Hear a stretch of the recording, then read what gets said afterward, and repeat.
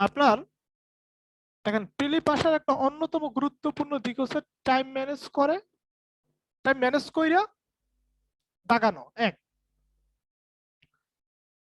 14তম judiciary গেল না, তো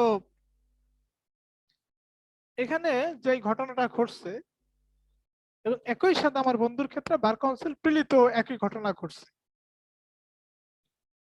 সে লোক প্রিলিতে বার কাউন্সিলও পাশ করে নাই, জুডিশিয়ারিতে পাশ করে নাই, কিন্তু ভালো মেধাবী আর কি, মানে আমার সাথে পয়েন্ট অনেক বেশি।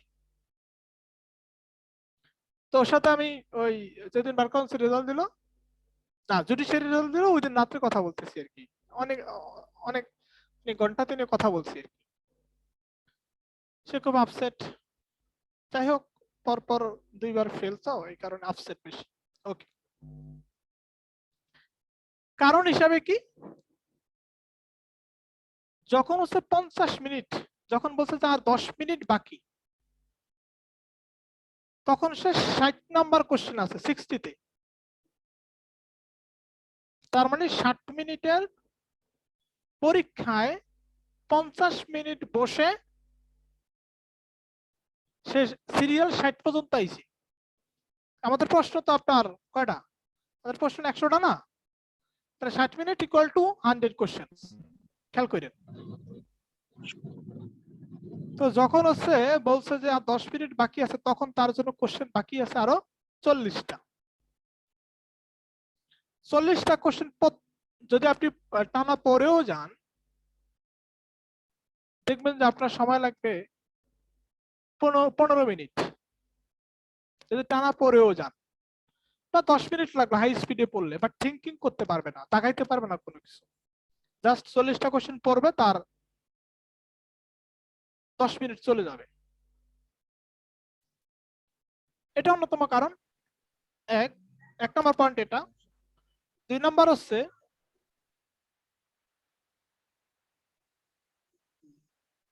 হচ্ছে যে আরেকটা ভুল করছে। ওরে নাকি, মানে আমার বেস্ট ফ্রেন্ড বলতে পারেন, ও আমার ইউনিভার্সিটি লাইফের প্রথম যে ফ্রেন্ডের সাথে কথা হয় সেটা হচ্ছে ওর কথা বলতেছি। ওরে নাকি কোন বড় ভাই বলছে যে যেইটা আগে পারবা সেইটা আগে দাগাবা।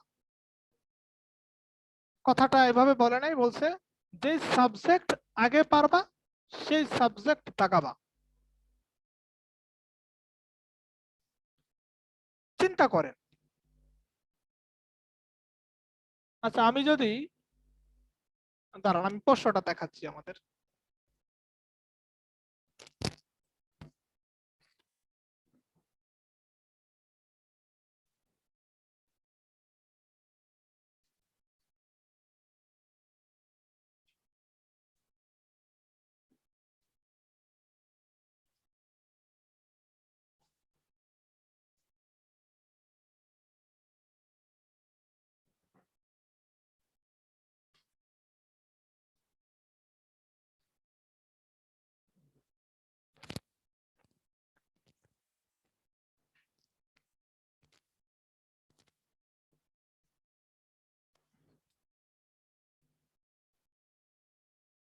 ওকে, আমরা একটু অকেজো কথা কই, তারপরে আমরা পড়বো আজকে 3 ধাপ পড়বো। আচ্ছা, এই দেখেন প্রশ্ন, দেখা যায়, দেখা যায় না,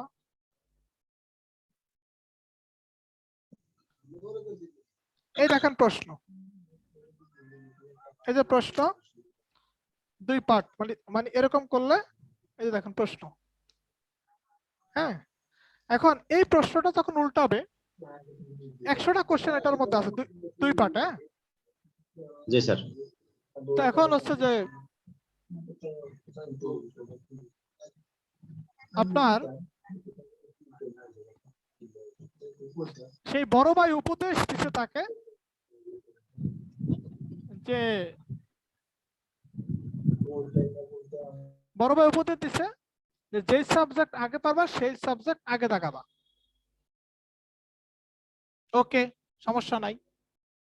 এখন প্রশ্ন হচ্ছে, এত বড় একটা কোশ্চেন থেকে, হ্যাঁ এত বড় একটা কোশ্চেন থেকে কোথায় কোন সাবজেক্ট আছে সেটা বের করতেও কিন্তু আপনার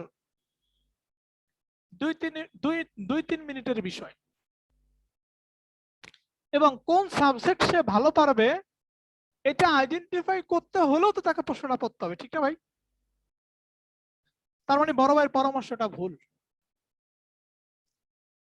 আর একটা ভুল হচ্ছে, আমি কিন্তু মানে বাস্তব কথা বলতেছি, ও আমার যেটা বলছে। আর একটা ভুল হয়েছে যে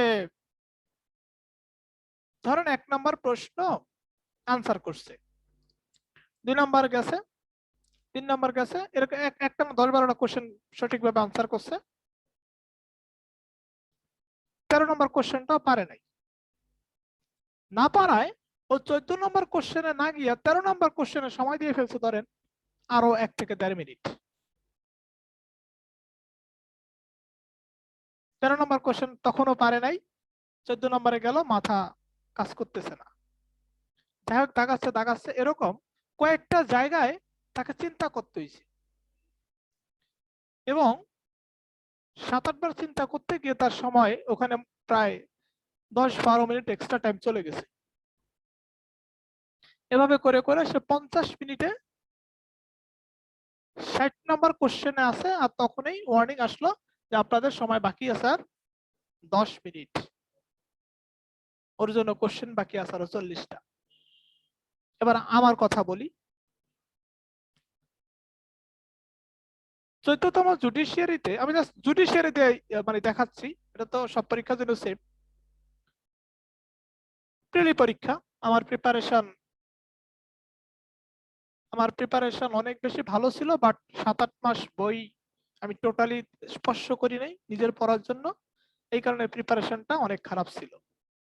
যাই হোক, খাইয়া না খাইয়া পড়ছি 7-8 দিন, পাস করছি আর কি। তো আপনার ওটার কি শীট বলে যেটার উপর দাগাই, ওই যে ওএমআর হ্যাঁ, ওএমআর শীট ও এম আর। আচ্ছা আচ্ছা ওএমআর শীট। আচ্ছা, ওইটাকে 4 টুকরা করছে, মানে 4টা পার্টে, 1 পার্ট, 2 পার্ট, 3 পার্ট, 4 পার্ট, মানে 25টা করে আপনি 1 পার্টে দাগাইতে পারবেন, আর 25টা অন্য পার্টে, এভাবে 25টা করে 4টা পার্ট করছে, আপনি 100 এমসিকিউ দাগাবেন। আমি ভাই 1 পার্ট শেষ করলাম, তো 1 পার্টে 25টা, 1 পার্ট শেষ করার পরে আমি দেখে কি আমি দাগাইছি 6টা, মানে 25টা বৃত্ত বড় একটা জায়গা আছে, আমি সেখানে দাগাইছি 6টা। আমি তো 13তম জুডিশিয়ারিতে সুপার পরীক্ষা দিয়েছিলাম, সুপার মানে প্রিলি, রিটেন অনেক ভালো দিছিলাম। যাই হোক, মানে পরীক্ষা অনেক ভালো ছিল এবং কনফিডেন্স ছিল আমি পাস করবো 13তমতে। আর 14তমতে আমার কনফিডেন্স কিন্তু ছিল না আমি পাস করবো না ফেল করবো, আমি নিজের প্রতি সন্দিহান ছিলাম, রাহান ভাই এটা জানে। তো দেখেন, এক এক মানে এক এক রোতে 25টা বৃত্ত আছে, সেখানে আমি পূরণ করছি 6টা, আমি গণছি, প্রথমেই গণছি 6টা হওয়ার পরে মাথায় একটু ধাক্কা খেলাম, তখন আমি ভাবতেছি, তখন আমার মাথার মধ্যে আরেকটা থিঙ্কিং চলে আসছে যে এখানে ঘর খালি আছে 19টা, আমি তো আরো 11টা ঘর খালি রাখতে পারবো, আমি টেনশন করি কিসের? বিশ্বাস করেন, আমি মনে মনে ঠিক এই কথাটাই বলছি যে এখানে ঘর খালি আছে 19টা, মানে 19টা আমি দাগাইতে পারিনি এক সারিতে, তার মানে আরো যে 3টা সারি আছে সেখানে আমি 11টা ঘর ফাঁকা রাখতে পারবো। 11টা ঘর কিভাবে ফাঁকা রাখতে পারবো? কারণ আমার টার্গেট হইতে আমি 70টা দাগাবো, আমার টার্গেট আমি 70টা দাগাবো। দেখেন কনফিডেন্স কি জিনিস এবং স্ট্রং মাইন্ড কি জিনিস। প্রথমত আমার প্রিপারেশন অনেক খারাপ ছিল, আমার মন এবার বেশি খুব শক্ত ছিল না, আমি রিভিশন করতে পারিনি, ওভাবে পড়তে পারিনি। আমি যখন দেখলাম যে প্রথম রোতে 25টা বৃত্তের মধ্যে আমি ভরাট করছি 6টা, একটু মানে সেকেন্ডের মাথায় একটু চিন্তা পড়ে গেলাম, সেকেন্ডের মাথায় আবার চিন্তাটা পরিবর্তন করে আমি মনে মনে বলতেছি আরো আমি 11টা ঘর ফাঁকা রাখতে পারবো। আরো আমি 11টা বৃত্ত ভরাট না করলেও আমার হবে, কারণ আমার টার্গেট হচ্ছে আমি 70টা এমসিকিউ দাগাবো, আমার টার্গেট। আমার এই বন্ধুটা ও যখন 2-3টা পারতেছিল না, যেহেতু ভালো স্টুডেন্টদের সমস্যা হচ্ছে এখানে, বহুত সমস্যা ভালো স্টুডেন্টদের, যারা আমার মতো মিডিয়াম ক্যাটাগরির, এদের এই সমস্যাটা খুব কম হয়। ও যখন 3-4টা কোশ্চেন পারতেছিল না, ও ওখানে গবেষণা করার জন্য অনেক সময় ব্যয় করছে। এবং দেখেন আরেকটা হিসাব দেখেন, আমি আমি আমি না দাগানো শুরু করি 1 থেকে। ইভেন আমি কখনো প্রশ্ন পড়ি না। মানুষ আসে না প্রশ্ন উল্টায় পাল্টায়, আমি কখনোই না, আমার লাইফে আমি এটা করি নাই। আমি 1 থেকে দাগানো শুরু করি, একবার 100 পর্যন্ত যাই। 100 পর্যন্ত গিয়ে দেখলাম যে আমি দাগাইছি 52, 52টা, এবং 52টাই আমার হবে, 52টাই আমার হবে। কিন্তু আমার টার্গেট আমি 70টা দাগাবো, কারণ এর মধ্যে যদি আবার 2-1টা ভুল যায়, যেগুলো যেগুলো আমি দাগাই নাই সেগুলো আমি একটা টান দিয়ে রাখছি। পরে আবার প্রথম পৃষ্ঠে আসলাম, যেগুলো টান দিয়ে রাখছি সেগুলোর মধ্যে আবার সিরিয়ালি দেখতে লাগলাম, বাট গবেষণা করি নাই। যেটা 50-50 চান্স ছিল সেটা ক্রস দিয়ে রাখছি, মানে এটা দাগাইছি। প্রশ্নের উপর আমি লিখছি 52, তারপরে প্রথম পৃষ্ঠা কটা দাগাইছি আবার নতুন করে 5টা, কটা হলো 57। আমি আরো দাগাবো 13টা। দ্বিতীয় পৃষ্ঠা গিয়ে পেলাম 3-4টা, পরের পৃষ্ঠা গিয়ে পেলাম 3-4টা, পরের পৃষ্ঠা গিয়ে পেলাম 3-4টা। 50-50 বা 30-70 চান্স। এভাবে করে আমি দেখলাম যে আমার হয়ে গেছে 76। এবার ইন্টারেস্টিং কাহিনী, আমি 1 থেকে 100 পর্যন্ত গেছি 36 মিনিটে। খেয়াল করেন, 1 থেকে 100 পর্যন্ত গেছি 36 মিনিটে। ভাষা ভাষা দেখায় আমার যখন মনে হয়েছে আমি এটা পারবো না, ওইটা আমি ভালো করে পড়িও নাই। কারণ যেটা পারবো না ভাই, এটা তো দেখলেই বোঝা যায় আমি পারুম না। মেথাইছে আমি এটা পারুম না, ওটা হুদাই সময় নষ্ট করে লাভ আছে। ইংলিশের কোশ্চেনের ধরন দেখে এটা পারুম না, শেষ। বিজ্ঞানের কোশ্চেন ধরন দেখে কি পারুম না, শেষ। লয়ের কিছু আইছে যে এত ক্লোজের এত, পারুম না, শেষ। মানে আমি ধরন দেখেই ডিটারমাইন্ড যে এটা আমার দ্বারা হবে না। আমি এভাবে একটানা 1 থেকে 100 পর্যন্ত চলে গেলাম 36 মিনিটে। আর আমার বন্ধু 1 থেকে 60 পর্যন্ত গেছে 50 মিনিটে। আচ্ছা, এরপরে যে ব্যাপারটা ঘটলো, আমার 52 মিনিট, 52 মিনিটে মোটামুটি ভাবে আমার দাগানো কমপ্লিট। এভাবে 52 প্লাস এত এত পৃষ্ঠা পৃষ্ঠা বাড়তেছে না দাগানো, সেখানে আমার গুনে দেখলাম যে 76টা হয়ে গেছে 52 মিনিটের সময়। আমার কাছে আছে 8 মিনিট। বিশ্বাস করবেন কিনা জানি না, ওই 8 মিনিট আমি একবার ওএমআর শিট এবং প্রশ্ন ভাঁজ করে এর উপর কলম রাইখা বয়ে রয়েছি। 58 মিনিটের সময় স্যার বলতে, স্যার দেখতে বসে রয়েছি, বলতেছে যে আপনি কি খাতা দিয়ে দিবেন? আমি বলছি হ্যাঁ। বলছে খাতা দেন, বসেন, টাইম হলে যাবেন। আমার ওই বন্ধু বা আপনারা কেউ হলে কি করতেন? ওই 52 মিনিটের পর বাকি যে কোশ্চেন আনসার, 52 মিনিট আমার 76 আনসার হয়ে গেছে, মানে 76টা আমি দাগাইছি। আমি তো 6টা দাগাইছি, এজন্য আমার টেনশন হচ্ছিল বেশি। হিসাবটা দেখেন, আপনি হলে কি করতেন? আপনি হলে ভাবতেন আর 8 মিনিট বাকি আছে, কিন্তু আপনার কাছে আরো এমসিকিউ আছে 24টা বাকি, মানে 100তে পৌঁছেছে। আপনি তো মানে আর 10টা লাগাও, আরো 10টা দাগাইতে, আর 10টা লাগাই যা গাইবে। হিসাবটা দেখেন আমি কতটা ডিটারমাইন্ড, কতটা মাইন্ডকে কন্ট্রোল করে রাখছি আমি দাগাবো না। ইভেন আমি একবার ওই মাসিক প্রশ্ন একবার বয়ে রয়েছি নিরিবিলি। আর আমার তো সবাই চিনে, মানে মানে আমি একটু নাড়াচাড়া করলেই বা মানে ওই মুডে থাকলে সবাই আমার কাছে জিজ্ঞেস করবে আনসার। এই কারণে আমি একটু ওই মাথা নত করে রয়েছি। পরীক্ষার সময়টা 1 ঘন্টা, ওটা আমার ছিল তো সমস্যা, আমি তো হলে পরীক্ষা দিতে পারবো না, এরকম একটা বিষয় হয়ে যাবে। তো হিসাব করেন এটা কি আপনার দ্বারা সম্ভব ছিল? এবং এই জিনিসটা সম্ভব বাংলাদেশের 10% স্টুডেন্ট দ্বারা, আমার কাছে এটা মনে হয়। আর 76টা দাগাইছি 52 মিনিটে এবং 6টা বেশি দাগাইছি, জন্য আমার টেনশন হচ্ছিল।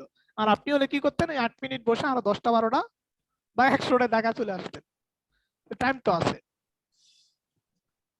তো প্রিলিতে টাইম ম্যানেজমেন্ট একটা বড় বিষয় এবং টাইমের সাথে মিল রেখে, আচ্ছা সিম্পল হিসাব, আপনি তাকাবেন 70টা, আপনি ডিটারমাইন্ড, খেয়াল করবেন। আরেকজন চিন্তা করে গেছে আমি তো 60 মিনিট টাইম পেয়েছি, 60 মিনিটে যেই কটা দাগানো যায়, তার মানে আমি যদি 60 মিনিটে 100 দাগাইতে পারি, 100ই দাগাবো।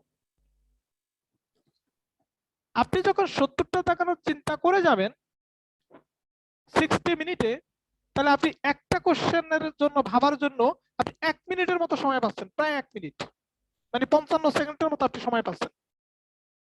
আর আপনি যখন চিন্তা করে যাবেন আমি যত দূর পারি তত দূর দাগাবো, তখন আপনার সময়টা চলে আসবে 35 সেকেন্ডে। তাহলে আপনি 20 সেকেন্ড তো ভাই এমনি বেশি পাচ্ছেন, কিন্তু ডিটারমাইন্ড হতে হবে আমি 70টা দাগাবো। পারেন, আপনার তো এখানে 100টা দাগা আসেন, কেন দাগাবেন? আপনার তো এখানে তো আপনার মিস্টেক হইতাছে না, মানে ওই ই করলে বেশি নম্বর পাইলে পাস তো পাসই। তো পরে আমি বাসায় এসে আর হিসাব নিকাশ করি নাই। পরের দিন হচ্ছে সুপ্রিম কোর্টের এক অ্যাডভোকেট আমার বাসায় আসলো, সেই হিসাব নিকাশ করলো পরের দিন, রেজাল্টের পরের দিন আর কি। সে দেখলো যে আমি নম্বর পাই হচ্ছে 51 পয়েন্ট সামথিং, 51 পয়েন্ট সামথিং।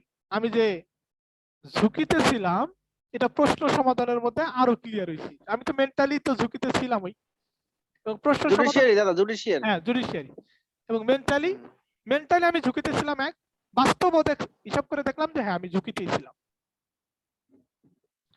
তো এই হচ্ছে বিষয় যে আমরা পরীক্ষার হলে প্রিলি পরীক্ষার সময় কঠিন প্রশ্ন দেখলে ঘাবড়ে যায়। আরে ভাই ঘাবড়ানোর কি, আপনি তো দাগাবেন এই 30টা, তাতে 30 বার আপনাকে ঘাবড়ানো যাবে না। আপনি 31 বার ঘাবড়াবেন, 30 বার ঘাবড়ানো যাবে না। 31তম কোশ্চেন আপনি ঘাবড়াবেন, মানে না দেওয়ার ব্যাপারে। কারণ আপনি তো 30টা দাগাবেন না, 30 বার আপনার কাছে সিচুয়েশনটা আসবে, এটাকে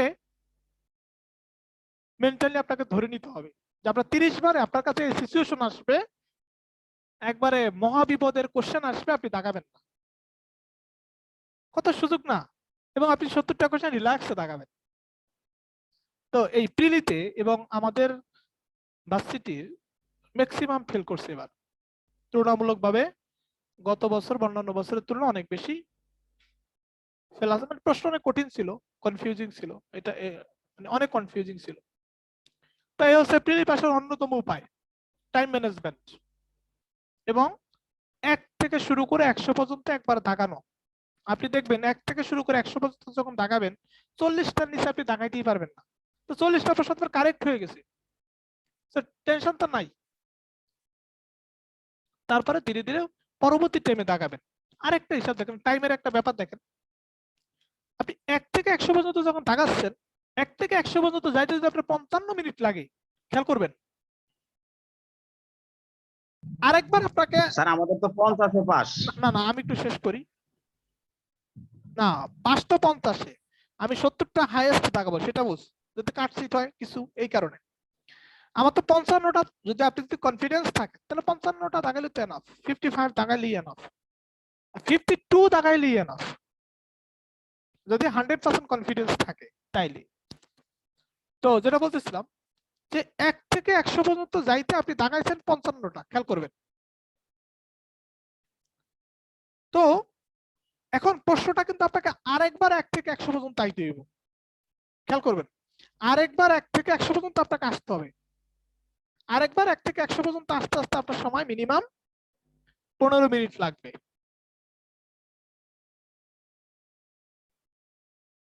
তাহলে আপনার কাছে সময় আছে 5 মিনিট। এই কারণে প্রথম 1 থেকে 100 পর্যন্ত আপনাকে 35 মিনিটে শেষ করা উচিত। বড়জোর আপনি 40 মিনিট সময় নিতে পারেন।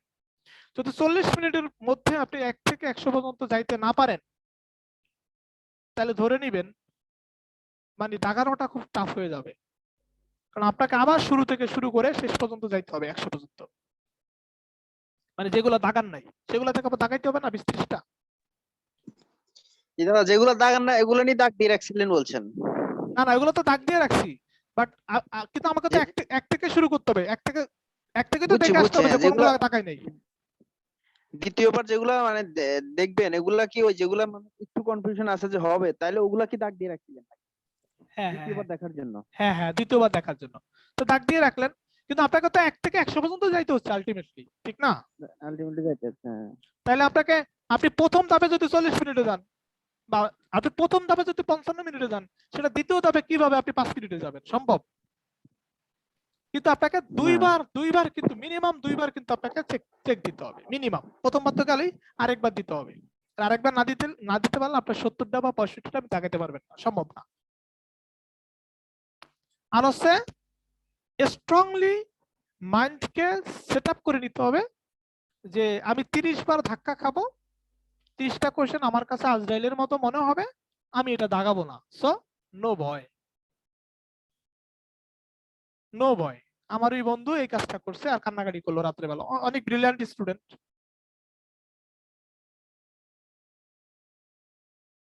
মানে গবেষণাটা করা যাবে না। আর 50 পাওয়াটা আসলে খুব আহামরি কিছু না,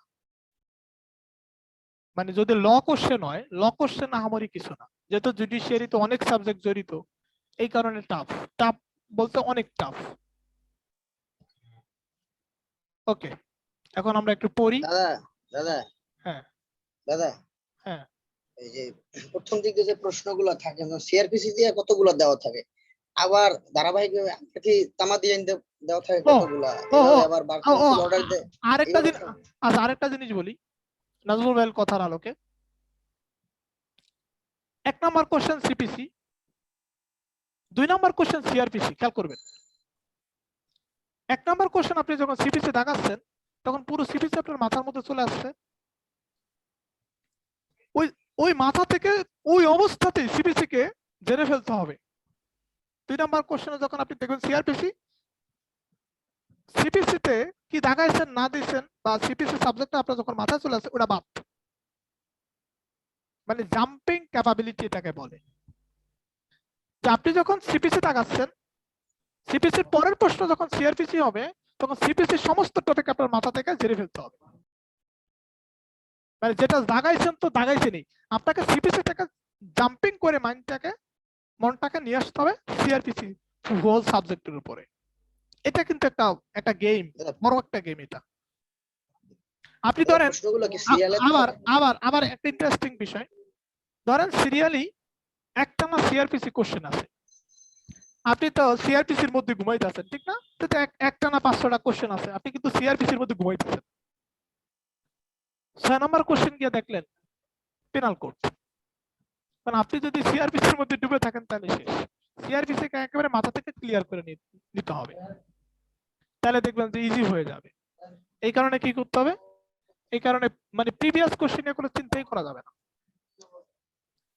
আপনি যেটা দাগাইছেন তো দাগাইছেনই, ওটা নিয়ে কোনো টেনশন করা যাবে না। এবং আপনাকে মাইন্ড সেট আপ করতে হবে যে আপনি 30 বার কঠিন সিচুয়েশনের পর 30 বার গর্তে পড়বেন, বাট আপনি হতাশ হবেন না। বা আপনি 35 বার গর্তে পড়বেন, আপনি হতাশ হবেন না। কারণ আপনার জন্য আপনি একবার গর্তে পড়ে যদি হতাশ হয়ে যান তাহলে শেষ, এক্সামের 12টা খাইছে রে, এটা কি হবে, এটা কি হবে, এটা কি হবে, এটা তো মানে এটা হবে, মানে এরকম চিন্তা করা যাবে না। আপনাকে 1 থেকে 2 3 4 এভাবে কিন্তু চালা যেতে হবে। অনুপদা, অনুপদার সাথে দেখা হয়েছিল, এখানে আছে। আচ্ছা, তাহলে এটা হচ্ছে বিষয়। তাহলে সামারিটা কি, ডিউটি দি সামারিটা কি কোন তো আমরা সময় নষ্ট করলাম। দাদা মাথা ঠান্ডা রাখতে হবে। না দাদা, অনেক এখানে শেখার জিনিস হলো, আমরাই তো ভুল করছি। স্যার এটা অত্যন্ত গুরুত্বপূর্ণ, এগুলি জানা ছিল না স্যার আগে। আমি কিন্তু যেমন দাদা আমি কিন্তু বানায় একটা কথাও বলি নাই, একবারে প্র্যাকটিক্যাল। যেমন আল্লাহ পরীক্ষা যদি দিতে চাই দাদা 40 মিনিটে 100টা পড়ে ফেলবে এরকম করে করবে বা জি 35 মিনিট। দাদা হ্যাঁ আমি পাস করার গতবার ক্ষেত্রে দাগাইছি ক্যাপাসিটি দরকার। আমি গতবার দাগাইছি আপনার 50 মিনিট, যখন দেখি ঘড়িতে 50 মিনিট চলে গেছে আমার, আমি দাগাইছি মাত্র 43টা। হ্যাঁ, এই যে গবেষণা করছেন, 50 মিনিট শেষ হয়ে গেছে আমার, গবেষণা ওই করছেন, জায়গায় খাইছে। সময় তো কিল হয়েছে ওই জায়গায়, যে গবেষণা করছে দীর্ঘক্ষণ, মানে ওটা করবো তারপর ছাড়বো, মানে এই হিসাব করতে গিয়ে সময় গেছে। আপনার জি স্যার। আপনি স্যার এই যদি- ব্যাপারে আমাদেরকে আরো পরামর্শ দিয়েন স্যার। আপনি যদি না, আমরা টপিকে যাব, আমাদের এই সেশনটা কেটে যাবে, দ্বিতীয় সেশন আমরা পড়াতে যাব, তৃতীয় সেশন আমরা পড়াতে যাব। আচ্ছা, আপনার হচ্ছে কি জানি মনে পড়লো, যে আপনি যদি এভাবে যদি মেনটেন না করেন, আর আরেকটা জিনিস খেয়াল করেন, 100টা কোশ্চেন 60 মিনিটে আসলেই পড়া সম্ভব না। যদি আপনি রিডিংও পড়ে যান 60 মিনিটে কিন্তু সম্ভব না। সেখানে যদি আপনি যদি বাড়তে সময় নষ্ট করেন, সেখানে তো আপনি শেষ। আমার একটা বন্ধু কি করছে দেখেন, ও সে ম্যাথ খুব ভালো পারে, ম্যাথ খুবই ভালো পারে। ম্যাথ আছে কয়টা, 4টা না 5টা আইছে, তা আমি কয়টা জানি আইছে, আমি 50% মনে ম্যাথ পারছি। ও সুন্দর 6টা না 7টা ম্যাথ আছে, ও সবগুলা মিলাবে, ওখানে সময় ব্যয় করে ফেলছে প্রায় 20 মিনিট, কাম সারছে না, ফেলাচ্ছে। টাইমিংটা হচ্ছে বড় জিনিস, এটা হচ্ছে বিষয়। আমি ইংলিশ কোশ্চেনে গেলাম, দেখি পারি না, কি আর হুদাই গবেষণা। আমি গবেষণার মধ্যে নাই, আমার টার্গেট ছিল 70, আমি দাগাইছি 76টা, কিন্তু রিক্সে ছিলাম, প্রচুর রিক্সে ছিলাম। তো ওই 60 মিনিটকে মাথায় রেখে আপনার প্রথম ধাপটা হচ্ছে গুরুত্বপূর্ণ। প্রথম ধাপে আপনাকে 1 থেকে, এবং কখনো পৃষ্ঠা না উল্টানো ভালো, কখনো পৃষ্ঠা উল্টাবেন না, 1 থেকে দাগানো শুরু প্রথম করছেন। প্রশ্নটা করতে নিলেই সমস্যা হয় দাদা। কি পারবেন না বা প্রথম প্রথম প্রশ্নটা যদি কঠিন আসে ওই সময় না মাথার ভিতরে আওলা আওলা আওলা কেন আসবে? প্রথম প্রশ্ন মানে কি, আপনি গর্তে পড়লেন, কিন্তু আপনি তো 30 বার গর্তে পড়তে পারবেন ভাই, আপনি তো সেটাই, 30 বার গর্তে পড়ার সুযোগ পাবেন আপনি। যেমন আমি জুডিশিয়ারিতে প্রথম প্রশ্ন দাগাইতে পারিনি, দ্বিতীয় প্রশ্ন দাগাইতে পারিনি, 3 নম্বর প্রশ্নটা পাচ্ছি, বাট আমি ডিটারমাইন্ড, একটা প্রথম কোশ্চেন পারি না, তার মানে আমি আরো 29 বার এরকম আমার সিচুয়েশন ফেস করতে হবে।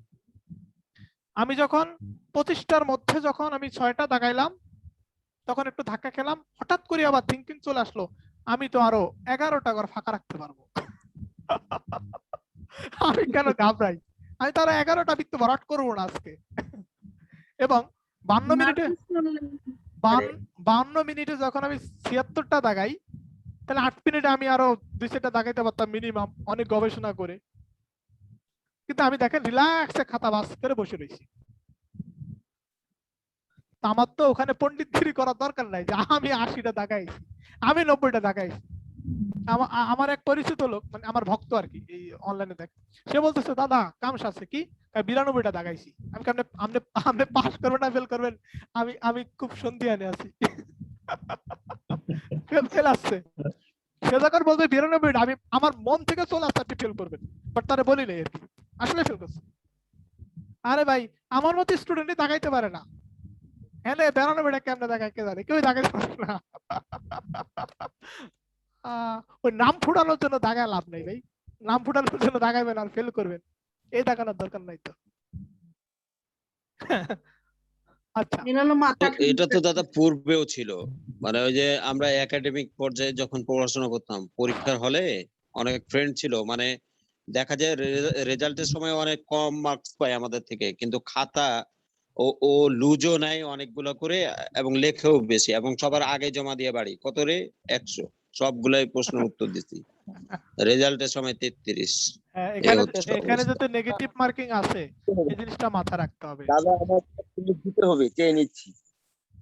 হ্যাঁ দাদা, হ্যাঁ দাদা, দাদা আমার একটা কোচিং ছিল দাদা, নাম ছিল 71 কোচিং সেন্টার, করোনায় খাই দিচ্ছে খুব সাত করে দাদা। কোচিং এর নাম হলো 71, একটা নাম্বার আছে আমার 01752 72 78 71। দাদা আমি সিদ্ধান্ত নিচ্ছি দাদা, আমি 71টায় জাগাবো ইনশাল্লাহ। এবং দাদা আপনার পরামর্শ অনুযায়ী আমি দাদা 71টা জাগাবো। 71 আমাকে কিছুই দেয় নাই, কিন্তু ইনশাল্লাহ বার কাউন্সিল 71 আমাকে কিছু দিবে ইনশাল্লাহ দাদা। আচ্ছা, আচ্ছা। না তবে ওই টাইম ম্যানেজমেন্ট কিন্তু খুব বড় জিনিস, এবং মনকে শক্ত রাখা যে আমি তো আরো 30 বার গড়তে পারবো, আমি একবার গড়তে পারি কেন হাই হুতাশ করে, আমাকে আরো 29 বার গড়তে করতে হবে, ঠিক না? মানে আমি যেভাবে এটা আমার কাছে মনে হয় কেন জানি। মানে 70 টার্গেট করে হ্যাঁ, এগোতে হবে। হ্যাঁ, যে মানুষ দাগাবে 100টা 60 মিনিটে, আমি দাগাবো 70টা 60 মিনিটে। সো আমি মানুষের চাইতে বেশি মানুষের চাইতে বেশি চিন্তা করতে পারবো। আমার এক রিলেটিভ 100টার দাগে ছিল, 49টা ঠিক হয়েছিল আর 51টা ভুল হয়েছিল দাদা। আর সে আয়শা বলছে 100টা দাগাইছে নাকি? হ্যাঁ, হ্যাঁ, হ্যাঁ। দিয়ে যোগ করে দেখতে করে 100টাই দাগাইছে। না দাগানোটা আমি আমার ওই বন্ধুর জন্য খুব কষ্ট লাগতেছে, বুঝছেন, খুবই কষ্ট লাগতেছে। অনেক মেধাবী, বাট এখানে মার খেয়ে গেছে। বিসিএস থেকে শুরু করে প্রত্যেকটা পরীক্ষা সে পরপর জুডিশিয়ারি দিছে, বার কাউন্সিল দিছে, তারপরে বিসিএস মেধাবী মেধাবী ভালো মেধাবী, বাট সে ওই যে স্যার আমি একটু জানতে চাই, ভোলায় আর কেউ কি আমাদের সাথে অনলাইনে আছে কিনা স্যার? ভোলার কোনো স্টুডেন্ট? এটা কি সম্ভব? কেউ কি আছেন?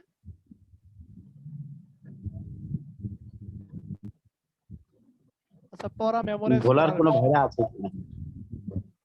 ভোলায় কি স্যার আমি একাই? ভোলায় আচ্ছা, কেটে যাবে মনে হয়, এখন আমরা আবার নতুন করে যুক্ত হব। সঙ্গী খুঁজে নিয়েন আপনি। আচ্ছা, ভোলা থ্যাংক থেকে। You, thank you. আর সব ডিস্ট্রিক্টের একটা একটা থাকবে আর আপনার ভোলার একজন ভাই আপনার পাশে আছি আমি।